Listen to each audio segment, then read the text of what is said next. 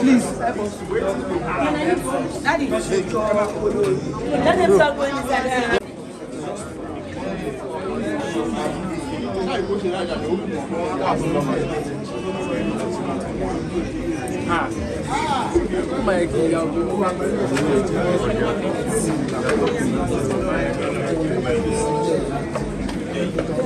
Excuse me.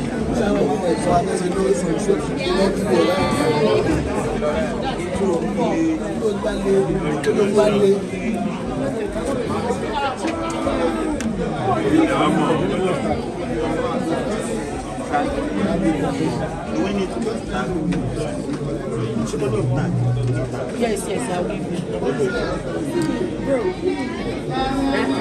Yes.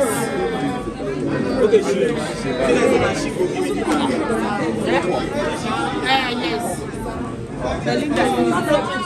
Yes. Please, let's show our restart like this. Please don't have any restart. Should please be on the side for now.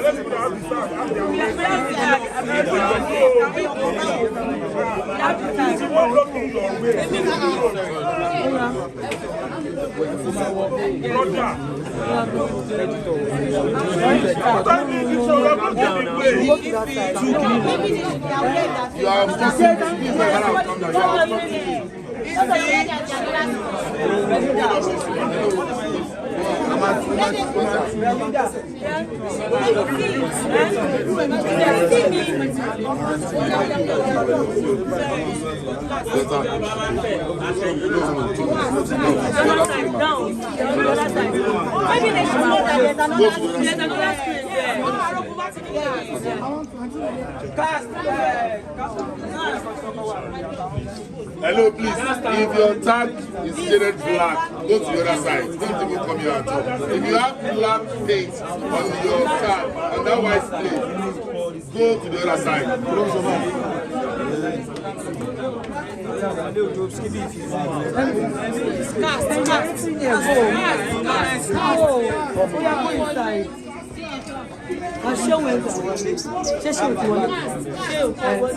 Are you casting here now? I go casting.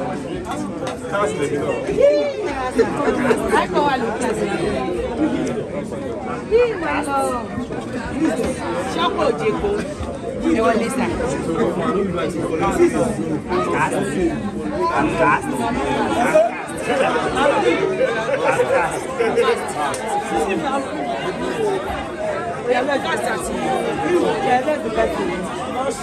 Ife Olúwa. Ife. Shewa. Ife.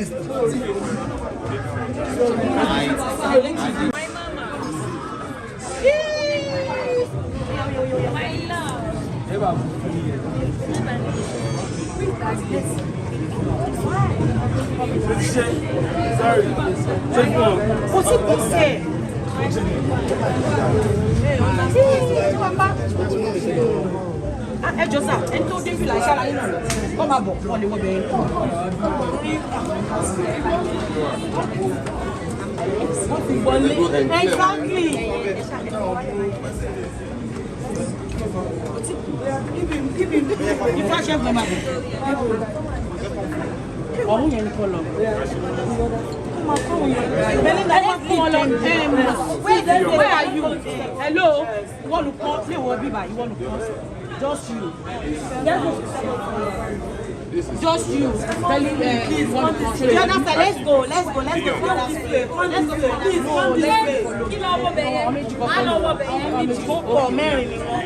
No, you're making me. Where can go? It's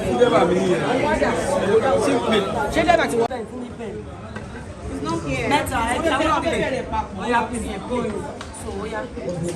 You want that? Belinda. Yeah, come in. Yeah. Hello, ma.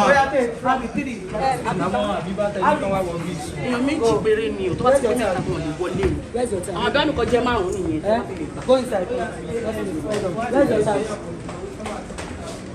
See, if you are from UK, for each person new. Let's start with this guy. Boy, if you don't Hold on. What about go? Where's your tag? Hold on, just stay here. Stay here. Yes. Where's your tag? Where's your own tag? Where's your tag? Just so we can go. Inside. Where's your tag? Oh, no. Where's your brother?